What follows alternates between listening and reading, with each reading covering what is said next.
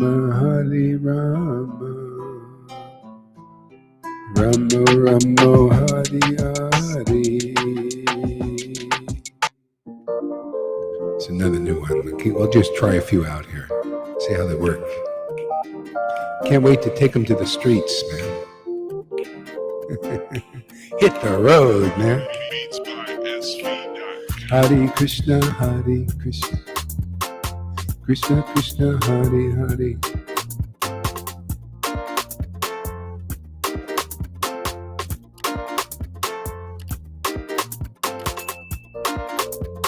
Slow it down a little bit.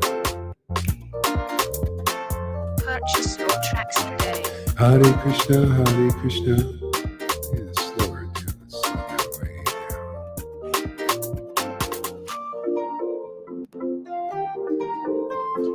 Hare Krishna, Hare Krishna, Krishna Krishna, Hare Hare, Hare Rama, Hare Rama, Hare Krishna, Hare Krishna, Krishna Krishna, Hare Hare, Hare Rama, Hare Rama, Rama Rama, Hare Hare, Hare Krishna, Krishna Krishna, Hare Rama, Rama, Hare Hare, Hare Krishna, Krishna Krishna, Hare Hare, Hare Rama, Rama Rama, Hare Hare, Hare Krishna, Krishna Krishna, Hare Hare, Hare Rama, Rama Rama, Hare Hare, Hare Krishna, Krishna Krishna Krishna, Hare Hare, Hare Rama, Rama Rama, Hare Hare, Hare Krishna, oh my Lord, Krishna Krishna Krishna,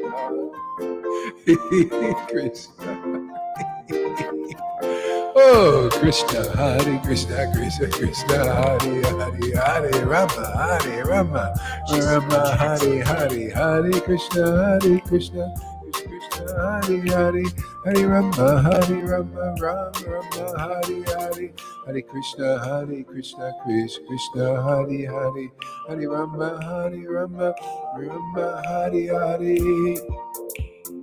Krishna, Hare Hare, Hare Rama, Rama Hare Hare, Hare Krishna, Krishna Hare Hare, Hare Rama, Rama Hare Hare, Hare Krishna,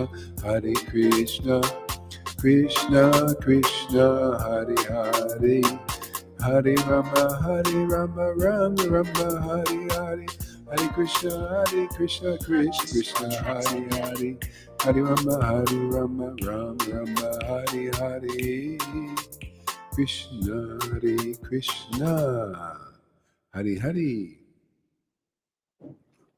All right, one more. Let's try this one. Gauranga, Hare Krishna, Krishna Hare Hare, Hare Rama, Rama Hare Hare, Hare Krishna, Krishna Krishna, Hare Hare, Hare Rama, Rama Hare Hare, Hare Krishna. Purchase your tracks.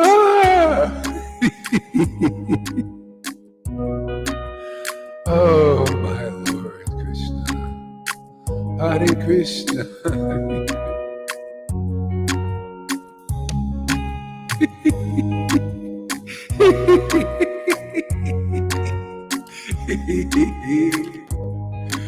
Oh my Lord Krishna, Krishna, Hare Krishna, Hare Krishna, Hare Hare, Hare Rama, Rama Hare Krishna, Krishna Purchase your tracks today. Hare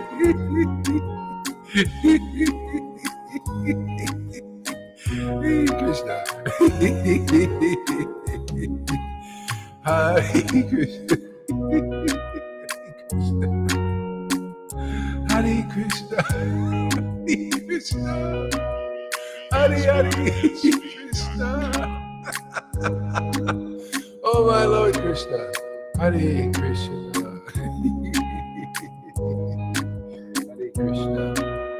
Krishna Krishna. Hare Hare.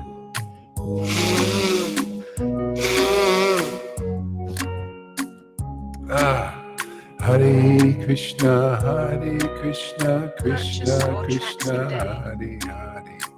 Hare Rama, Hare Rama, Rama Rama, Hare Hare. Hare Krishna, Krishna Krishna, Hare Hare. Hare Rama, Rama Rama, Hare Hare. Hare Krishna, Krishna Krishna, Hare Hare. Hare Rama, Rama Rama, Hare Hare. Hare Krishna, Krishna Krishna, Hare Hare. Hare Rama, Rama Rama, Hare Hare. Gauranga Nityananda, Purchase Shri your tracks Krishna today. Chaitanya. Gauranga Nityananda, Shri Krishna Chaitanya. Hare Krishna, Krishna Krishna, Hare Hare. Hare Krishna.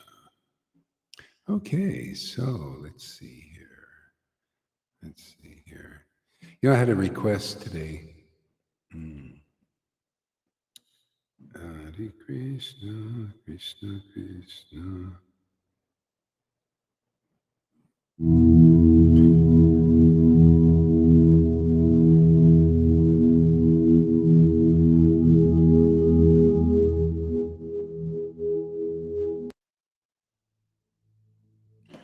Yeah, I had a request today. Somebody was asking on TikTok, what is devotion? And this was a devotee, nice person. You know, she was on TikTok and she did some massage stuff with singing bowls and stuff, and she had a devotee name, and she was interested. So I thought I'd go over something, you know, like that. And we'll even use what we read this morning here and discuss this. What is devotion? She said, well, what is devotion? Can you imagine? People don't know. And she's a devotee. She actually has a devotee name and everything. She asks, just sincerely, like, what is devotion? Can you explain from your experience? Oh, I like that. It's nice. From your experience.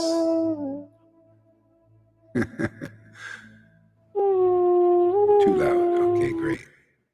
We'll lower it a little bit. You know what we'll do? So we'll use a different music here.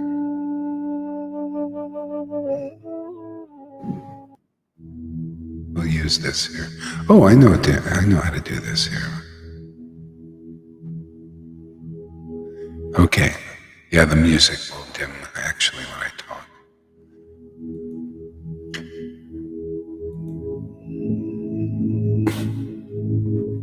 So let's see here.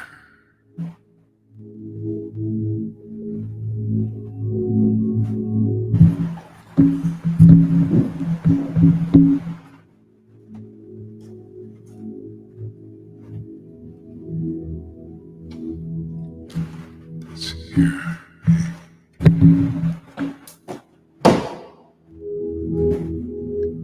Okay.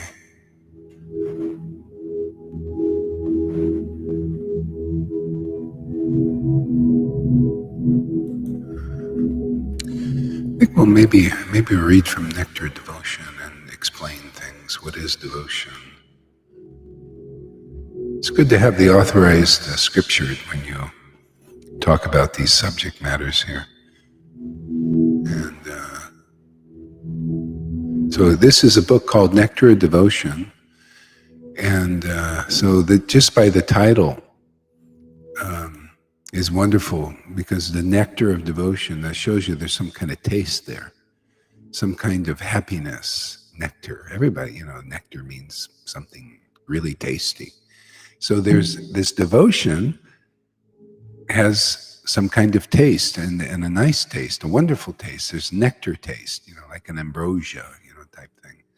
And this is so unknown to most people. These are devotion, taste. What is this? But everything's about taste in the world. We get taste in food. We got taste in knowledge. There's a taste. People become intellectuals. They give their lives to study and all that. Philosophers do philosophy, to what call speculations. About what is the universe, and people come up with theories. And stuff like that. There's a taste in that. So actually, the science of devotion includes understanding what a human being is about. That's part of that science of devotion. Is like, oh yeah, I never thought about that. Yeah, when I was, until I made this contact here, I never thought about life was about tasting things, even though I was doing it. When I was young, I went to bars and had alcohol, had a taste. I had kind of got a buzz, like a nice intoxication, and it felt kind of good. There's a taste in that. And it's a lot of these things in the world. The taste has got some. I hope I'm not too basic for people here, but I'd like to try to help others out, get to know things. Yeah. I don't know. I think I actually learn a lot just from talking about basics too. So. Yeah.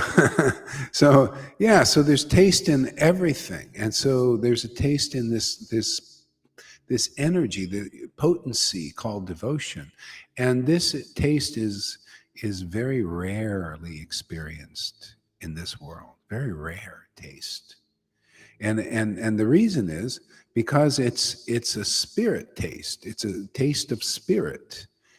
It's a taste of who we really are, and this is like people in the world.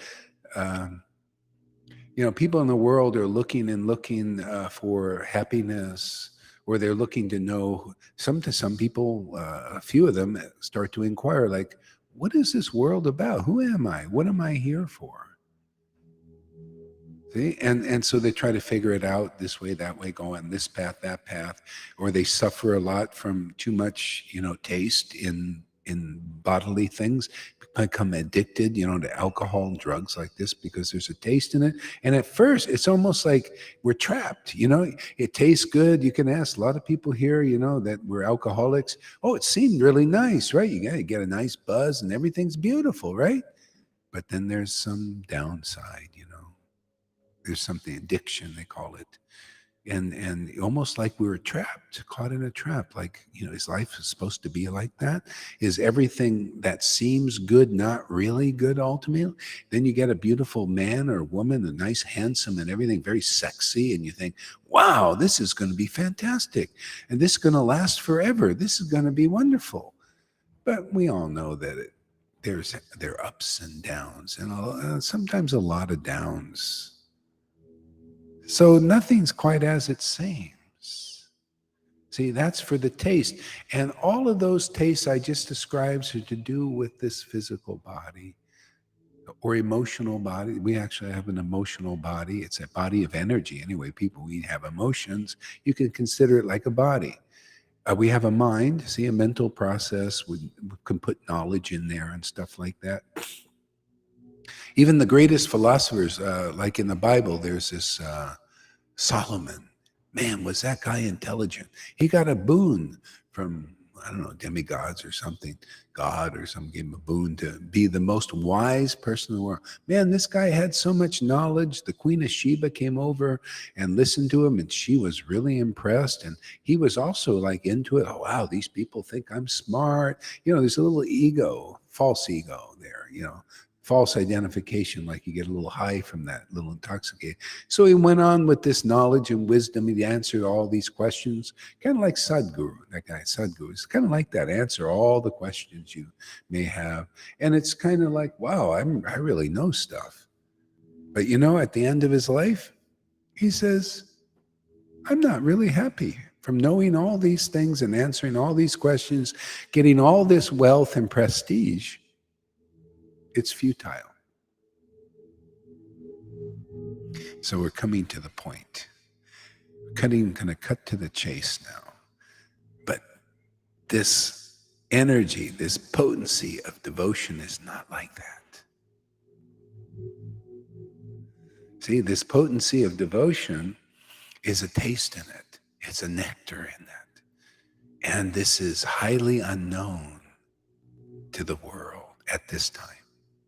But, we are in a lineage, a spiritual lineage, and we have kind of like the keys to this car. We could say the devotion is like a car. We got the keys. See the keys? Can you see them, anybody? Well, there are keys here, actually, and we have them. And anybody want to try out this car a little bit? See how it runs? It's like a Ferrari, Maserati, really fast and very beautiful. And man, what a ride. Smooth. Well, it smooths out because she's, you got to get that. You got to learn how to drive this car. See? So devotion, a little analogy. So devotion is special. I'm going to make this a part one because I just barely got like an introduction just to get a sense of it. It's impossible to describe this devotion unless there's an empowerment. So I kind of powered up for this chanting, this singing, and it's giving me some, ability now to give some some cohesiveness to this devotion. Yeah. So it's the potency, and it has a taste to it. This devotion is wonderful, and this taste lasts. And it gives an experience of where you become. You get like a new kind of intelligence, a new kind of feeling, emotions, happiness.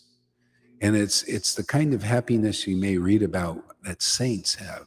They go into rapturous states, really ecstatic states, blissful states. These are words that are not used by humanity at this time much, because people don't know states of bliss, ecstasy, more ecstasy, and raptures, and devotion, and trance, and samadhis, and this is forthcoming now, and we're lucky, and I feel very fortunate to be a part of this, bringing this content in this world, this information about the nectar of devotion.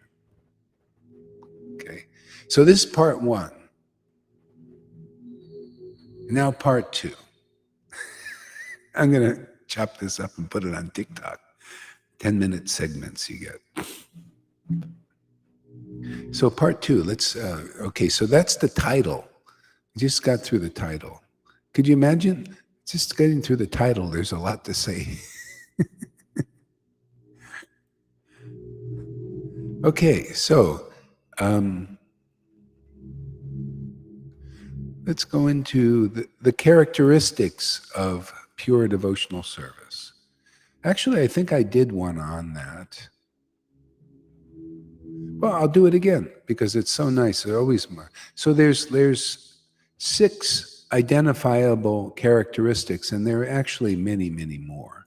But we'll just go over and discuss these characteristics. And from Prabhupada speaks from his experience and other devotees. I'll speak from my experience. And because after you see his experiences and what he talks about, you'll see they're the same. Because devotion is devotion. And if you're really got that potency, it has these kinds of characteristics. That's why as a teacher, I'm teaching this science of devotion. The people that are picking it up and are getting it, they also have similar feelings like, wow, this makes me feel really free. So, for example, characteristic 1, pure devotional service automatically puts one in transcendental pleasure. See, as we talked about, taste. See, now there's a word there, transcendental. See, usually people just talk pleasure. Oh, this is really pleasurable. But where you hear the word transcendental pleasure? Now, this is a new word to the vocabulary of humankind, actually. This you get in this lineage here, this kind of understanding, because there's a happiness or a pleasure, a taste that transcends the human body, the human emotions, and the human intellect. See? This is this devotion. See? And the ability is in everybody. We have, especially human beings. In human beings, we have the capability to awaken to this plane of existence, of tasting this nectar of devotion. Okay? As it's the beginning. You hear that? This is a verse here. Automatically. So when you get this potency, which is carried in a disciplic line, and there's some purification that to get to that stage, because we have a lot of coverings that are covering that up. It's just dormant inside everybody, but there's all these coverings from another subject we'll talk about, Maya, illusion. And most of us are embedded in this illusion. So that has to be uncovered. It's like take the wrapper off, man, to get to the candy. The candy is the devotion. So we're taking the wrapper off, And so now the candy is this devotion. And many of the people coming here in our little Sangha here, we do every day, they've taken the wrapper off and they're eating the candy right in front of the world, teaching, man, this candy's really good. Anybody want some? Okay? It puts you automatically in transcendental pleasure. So when a person gets the wrapper off, and which is part of the process here, an incidental part of the process, then you just engage in what's called pure devotional activities, starting with chanting the holy name. And all of a sudden you're tasting the candy, and my goodness, what a taste. It's so good, people, you become overflowing with this nectar, this pleasure, this trend. Automatically, when you can taste the nectar in the holy name, you're flooded with this ecstasy, this bliss. This, words ananda, that's another good word, man, that nobody's ever heard. See? So this is another thing. So that's coming here and associating here. This is like a very rare place. It's like you found gold, Can you imagine you go and you find a gold mine and the nuggets, you don't have to even dig for them much. They're just right there on the surface and you know what gold is. But if you don't know what gold is, you can pass the place where the mine is and you don't see the gold laying all around or in that particular place. It's like here. See, we have this kind of gold, and this gold is eternal. This is the real treasure. This is treasure of what people call God. This is the treasure of God is this devotion, and these are like gold nuggets, and they're easy to access. All you have to do is understand what is gold, and so this is. This whole book is describing this nectar of devotion and how to ascertain what it is and its value. So one value is, it puts you in this transcendental pleasure. And once you experience that, now you know what is real. This pleasure, if you continue to cultivate it, will grow more and more and more when you follow the process. Okay? That's why some of the beginners here, I try to tell them, the ones who stay beginners for a long time, the process is Guru Tattva. You got to learn that, man. The ones who are getting through here understand that subject, and the Lord rewards them with tasting the nectar devotion. The unsteady ones, they're not clear about that basic thing. A little bit, and they're in another grade, kindergarten or first grade. Okay? So you just got to know what is your study. So you can't jump. See, people sometimes say, "Oh, I'll jump over." What do I need guru for? What do I need an instructor for? Right? They think, I'm good. Or I go back to Prabhupada. See, Prabhupada was the previous instructor, and he instructed certain level of the schooling. Right? We teach another level, and be like, "Well, I'll just go back to that level." And the teacher's not really there to talk to you, right? You can't say anything to you, so you can make up whatever you want and say and put it on that previous teacher. Oh yeah, Prabhupada, just wanted me to not have any other teachers or any other instruction, just my own mind and my own, see, my own understanding at this time, or whatever teacher you have. See, you can speculate all this. And so we have some people like that, maybe like that here. But actually, we have a lot of people that aren't like that, which is kind of phenomenal, and you can tell they're rewarded with being able to taste this nectar devotion. So one of the principles to enter this kingdom of devotion, it's like a kingdom, man, it's a palace, and is understanding this Guru Tattva, the process to get in. You need a guide, an instructor, and they have a teaching. And if you don't have this nectar of devotion, you have to submit and say, well, yeah, let me learn about it because I don't have it. This person has it. They're like a big brother and advanced in it. Let me learn the process. Okay, so that's part of this devotional potency. You can't just go in the way you speculate or any old way. You got to follow the process. The process is taught in the lineage. And the first part of the process is you need a guru. Otherwise, you won't be able to. It's like you go in, there's a treasure in the jungle, right? There's a treasure in the jungle. And you got to get through the jungle to get to the treasure, right? You need a guide that's been through the jungle and attained the treasure and to guide you through the jungle, because there's tigers and there's snakes there. And if you take the assistance of the guide, you'll make it. You're more likely to make it. Well, it's actually, if you really follow really well, you will make it.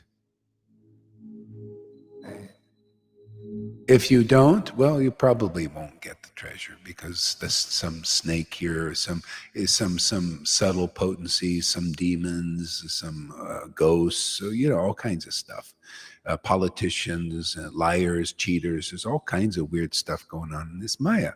Will stop you. There's a lot of things that seem to be something, but they're not what you think they are.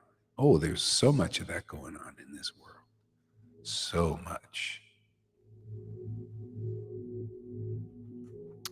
So if you want to experience transcendental pleasure, which I love and people come in here do too, you can come learn, follow the process, trust the process.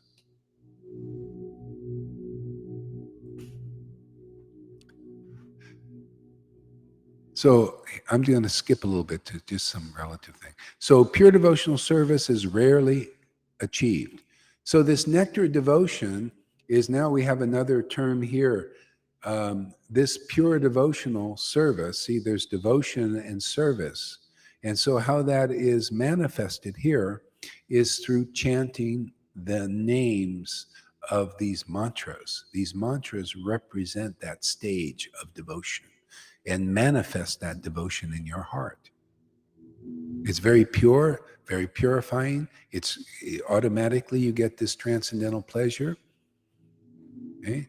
And automatically, let's see what else.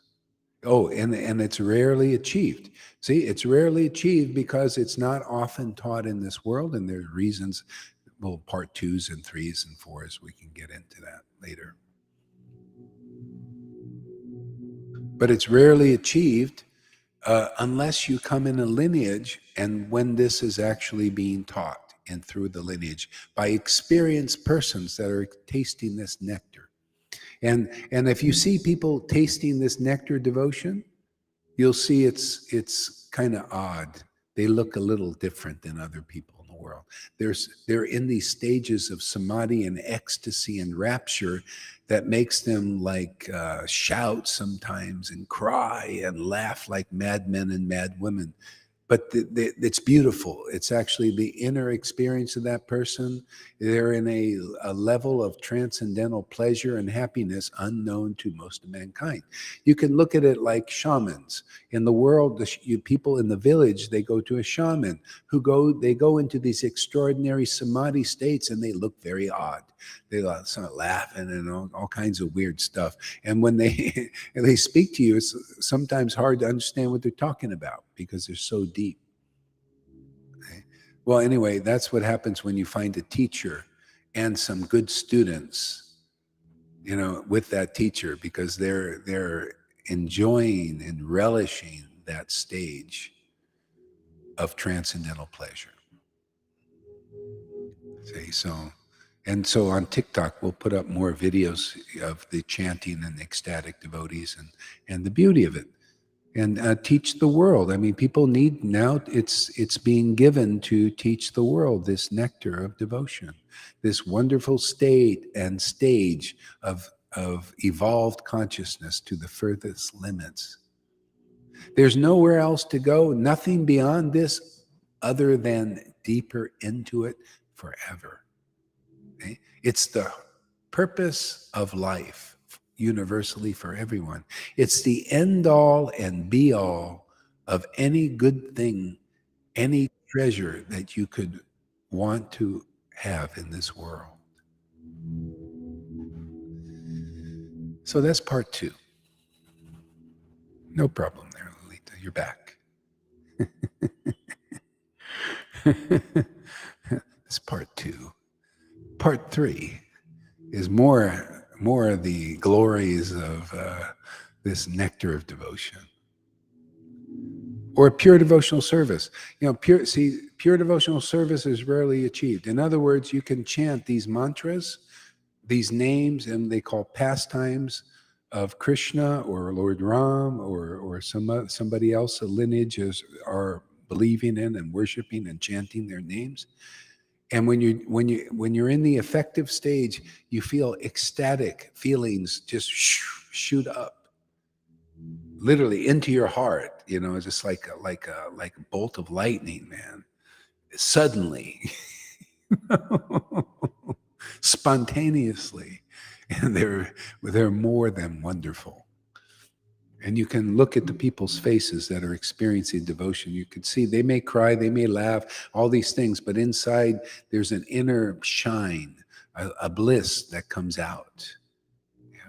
So you could study that and see. Okay, next quality.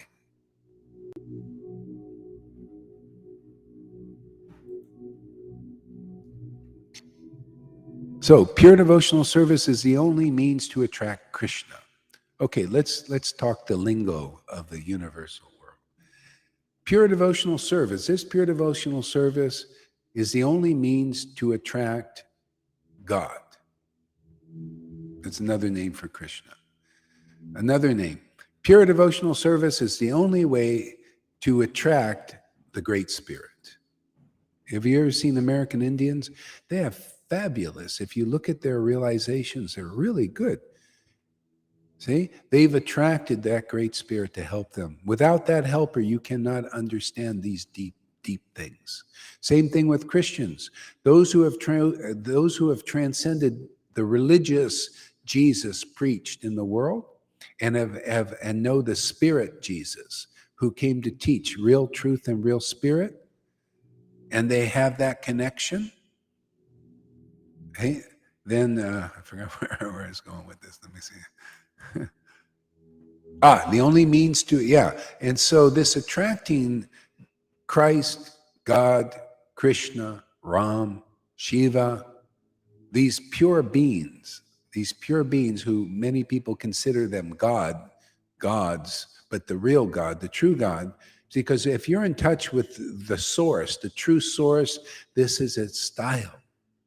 You have transcendental pleasure. You have the deepest understanding of life. Okay? And you attract that source to live with you. You live, this is where that verse in this Bhagavad Gita says, the whole universe, all beings are in me, but I'm not in them. But you become one of those few persons that attract the Lord because of pure devotional service, that Krishna or that God manifests inside your heart. And you are raised to the spiritual platform of consciousness to live there forever, even here. We've proven this. It works. This is experiential here. It's not a bunch of talk. A bunch of talk is in religions. All they do is blah, blah, blah, God, and pious, and all this, teach you these different things. But most of the religious leaders and teachers that I've seen are usually not experienced of this devotional potency. It's very pure, very purifying, very rarely achieved, but we got it. What can I say? We're just really fortunate, and we want to share that good fortune to others. We want to share our goal with others. See, that's how good it is. That's how rich you become. To me, to people that get this, they wouldn't trade $1 billion for this taste and the nectar of devotion. They would not trade it.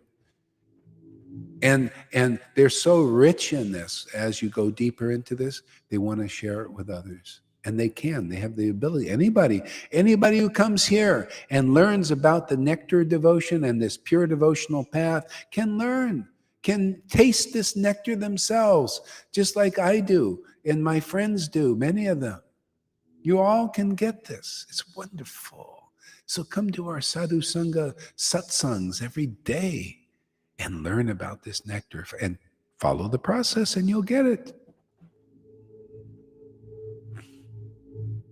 Exactly. Great, Lalita. As always associate with the blissful one. Now we have to say blissful ones. You know how in the Matrix there was the one. It was only Neo. But we make the ones. Come here, we'll make you a one. One of the ones.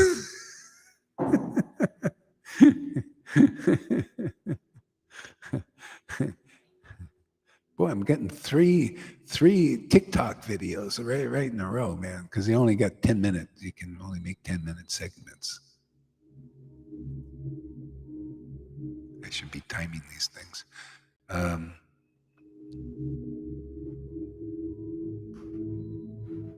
So those in pure devotional service deride even the conception of liberation.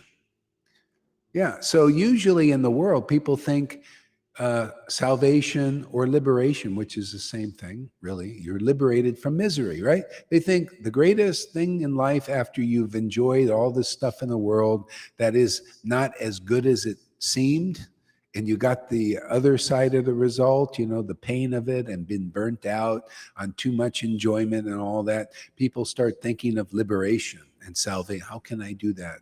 And they think, oh, let's go to Jesus, or let's go to yoga. See, different methods, to attain salvation. They want salvation.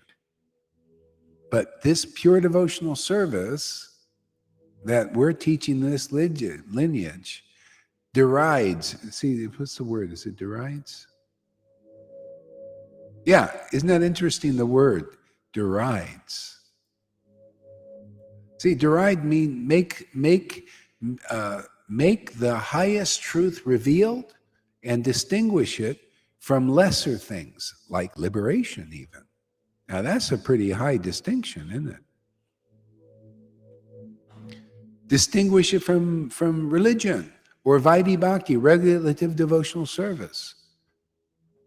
See, we make these distinctions so people can, it bridges them over here. You could be a liberated soul following that path, and then you realize, you hear this message, and if somehow or other you're touched from within, oh, wow, I found there's something better than what I've got. I didn't know that. And you're open, and boom, you can come here. If you're a Christian, you followed the path of salvation, with Jesus, and you hear this message, which you think, wow, this seems to include even Jesus in his teaching. Let me go check this out. See, and you can learn. Or you're in the world and you're just suffering because confused by politicians, and your doctors, you thought they were really going to really help you, and a lot of times the big pharma, and they just load you up on pills with poisons and all kinds of weird stuff going on in this world, and you're tired of it, and somehow you stumble across this message about the nectar of pure devotion, and there's an eternal happiness, and it's not a pie in the sky religious thing. You can actually experience it here. And you think, well, let me check it out. And you do the 30-day challenge. If you really want to know the truth, spend 30 days and let's see if we can give you enough content and information and experience by being in this association that you'll see what we say is very true. Not to lie to you or cheat you in it. No, give you real solid devotional science. You can apply it and see from your own results if this is good for you, if this is wonderful, and like what we're saying and sharing.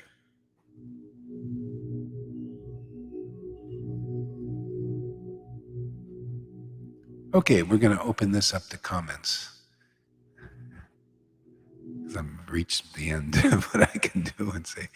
So, anybody want to say anything?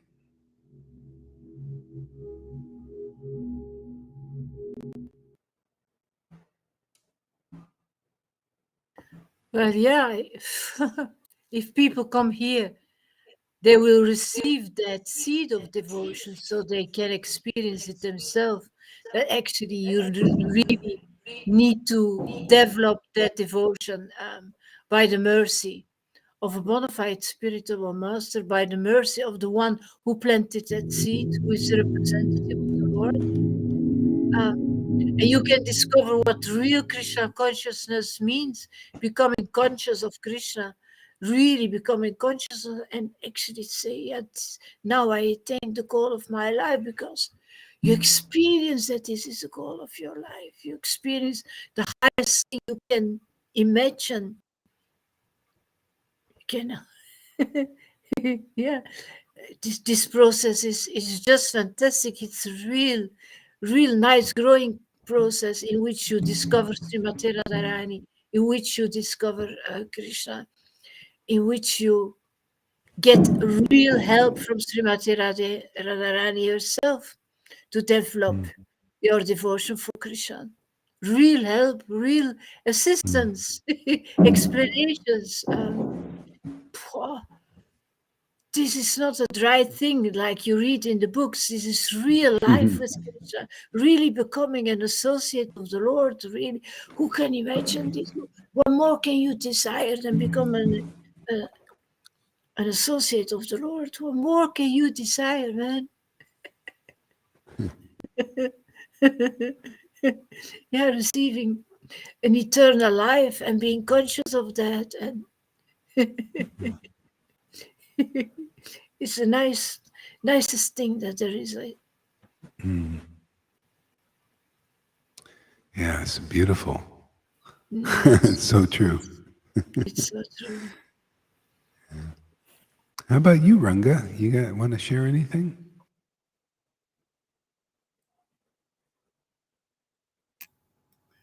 You've got to unmute your mic.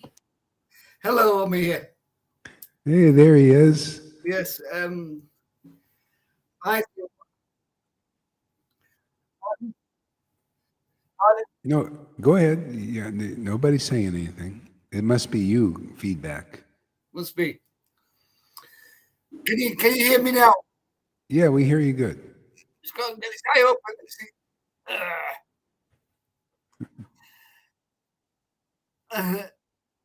Good. Right. Okay. Well, I've been sitting here listening to what you've been saying all the time, and it's all very good. You're giving the right.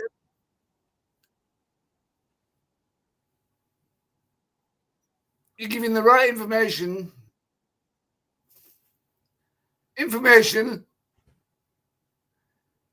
Hello.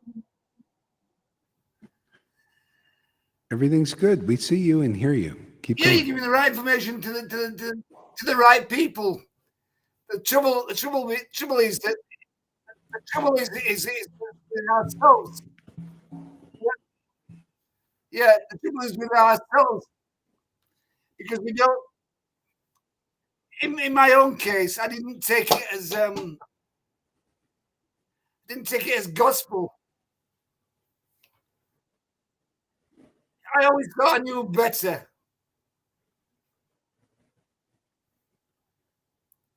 Come on.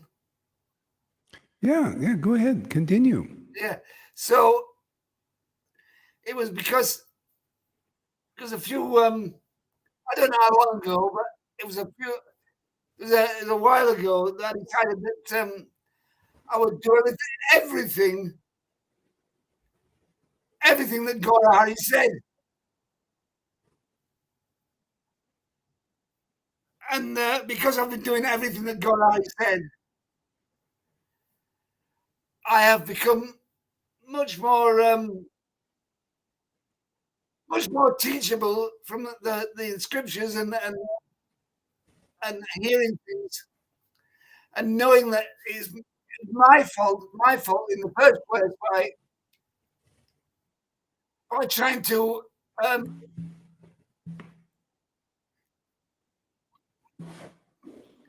getting this program on my side rather than me getting on the side of the program. Mm. So when I got on the side of the program,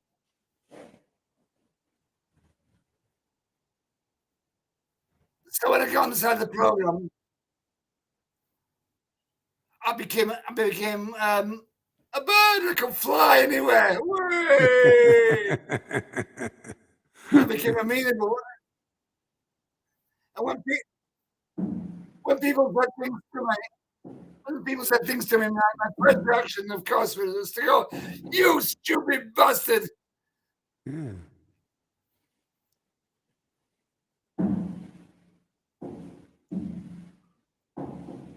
Yeah. But then my second reaction was to think, well, are these stupid bastards saying anything that I can use?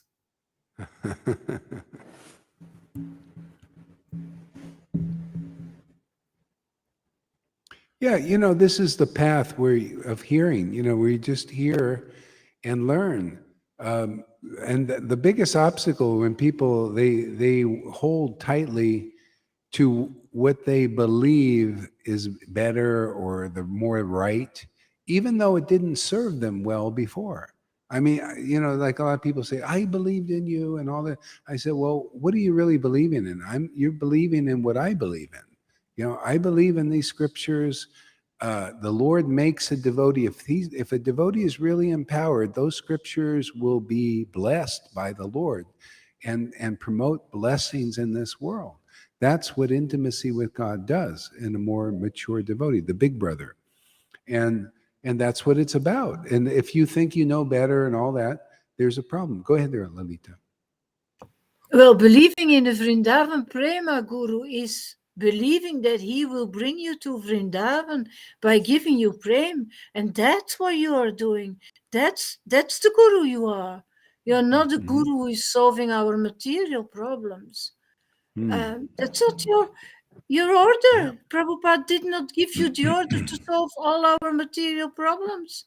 He gave you I the actually, I to told show the somebody that symptoms of today. ecstatic love. Yeah. That's what I told him. Actually, I told this person that hey, man, I come here to awaken you. You got Krishna now. Now it's up to you. I mean, you got to deal with your ball and chain. Your ball and chain is your past, man. Just deal with it. I don't know how you do it. Go to therapy, go to whatever you need, or talk to the devotees. Maybe pray to God. Do whatever you can. God will help you. Now you got Him. Grab on the rope here. Keep hearing and chanting and everything, and that's the rope. And the Lord will pull you out of all of that. So it's a great time to develop your faith. So I didn't feel like released from this thing because they try and make me their counselor, and that I got every material problem they had from their own karma. I have to solve it, and then they don't even usually want it solved yet because they're getting some life from it. So I think, okay, well, you just deal with that. I'm just here, to awaken your devotion, your prema, and that's my job. I have a job. I'm not here to be a psychologist. Maybe a little bit, but not like full-time psychologist. When people are having problems, material problems with their minds because of the past and traumas, go to go to people that I can't do everybody's service. I have to do my own service, and I can do things that others can't do, and others can do things that I can't do. It's just the way the world is. God has many servants. But I like this prema job. I think it's really important. The harvest is plentiful and the workers are few right now. So somebody's got to do this job. I can't be bogged down by psychological problems of people that I can't really deal. All I do is get drained, and just my energy will be gone from that. I'll be so disinspired. Yeah. I'm here to help people understand, like just keep taking shelter of the name and pastimes. You got the potency. Stay around Sadhu Sangha, stay around the devotees, and get purified. And there's going to be stuff coming up. You got some false ego identifications, but what to do, people just. Look at the Christians. There are a lot of ecstatic Christians. My God, they still got problems. I think we, as a whole, have much less problems than many of these ecstatic Christians I meet. They have more confusions. We have more knowledge than them. We have ecstasy. We know about Ras. We know what is salvation. Even they kind of mix everything together: salvation and love of God, and he being a great healer, for name, and all this stuff is kind of mixed in. So this is all sorted out here. I mean, this is a very kind of a rare thing happening in this world. Yeah, go ahead there, Lily. The spirit is there with those ecstatic Christians, but they don't have the knowledge. They don't have the knowledge. Yeah. They don't accept what Prabhupada brought, and we need that. We need that mix of spirit and the Shastras, and then somebody who knows it all and who is ecstatic enough. And Bhagavad Gita 10:10 Guru, Bhaktivedanta one. What the Christians know is not enough. They can't grow. It's limited because they don't have. They only have one book. Although well, you see, that's the idea of Shiksha Guru. See, even they don't know that concept. And so they stay with their peers. So, like, say you come to the ecstatic Madhyam platform, you have an awakening. Love of Christ. It's pure. It's wonderful, and everything. But your peers only know if they're at best the same as you. So nobody's growing beyond that because you need shiksha. And they say, well, we have the Holy Spirit. But the problem is you have the Holy Spirit, but you don't have confirmation in the scriptures like we do. Like I have the Holy Spirit. I had it with Jesus. And now I have more confirmation from the scriptures to show that I'm not just speculating or mixing things. We need usually help. I have, probably I did more of this in another life because it was more easy for me than I see for most people. So somehow or other, you just got to get this big brother, this shiksha, if you're ready to move on or deeper in this life. Christians, even our books say, probably in Nectar Devotion here, Prabhupada teaches, or actually this is from Rupa Goswami, when you do this devotional service in ecstasy, it may not be perfect, but you're ecstatic in worshiping God. Okay, now you're qualified to enter the kingdom. And so our books teach, when you're not really like completely pure, and you've got these other desires in the world and everything, you go to where Krishna, your Lord, is having his pastimes in the world, like in Vrindavan. And then there are people from the pure spirit world that are there eternally. They come along with Krishna. They're very attracted to serve him while he's here, even in his pastimes. And then the people like us who might have some desires, but we still have that ecstasy, that attraction, we go there and get further purified. But the beautiful thing is, even now, people are making progress in that. It's just like we're in Vrindavan and being there. I mean, we're making tremendous progress in going deep, deep, deep, deep. And then we say when we pass our body, we're going to be so deep into this and so purified. You know, if you stick with it, or you come to this, so much of the you could say the work will be done, and then we finish up there and or whatever, and then stay. You know, it's kind of like we're born into this world. We learn about father and mother and about life and everything. We're learning about spirit life now. I mean, this is all new for all of us in this life, to meet God, that God is his name, you know, and you can feel the spiritual happiness of being close to God. I mean, these things are not taught in school or even in religions, most of them. This is amazing. I mean, you know, and we've got all this access here. Okay, you know what? I think I need to stop because that's enough. Hey, thanks, Ranga, for coming on. Keep coming around, man. Yeah, yeah. Just keep coming around to your last breath, man. I know I'm going to do that till my last breath. We don't know. Ranga might outlive me, you know. Naturally. Yeah, you never know, you know. He might. You never know about anything. So till our last breath, let us be in Sadhu Sangha and around devotees and take advantage, because this is all towards our eternal benefit. It's like putting spiritual money in a spiritual bank account. What we do here, you start to feel it.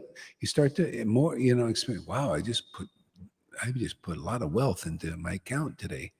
You know, what's great, you don't have to go work your ass off to get this kind of money to put into the bank account. You know, a lot of people, they got to work their ass off, to do it. And by the way, oh yeah, here we go. I keep forgetting. Shouldn't be forgetting. If it wants to leave a donation, you can do it at TransferWise or actually only TransferWise now. I don't do PayPal or anything. Yeah, so if anybody wants to, this is all free teaching and everything, but if you want to, I'm open.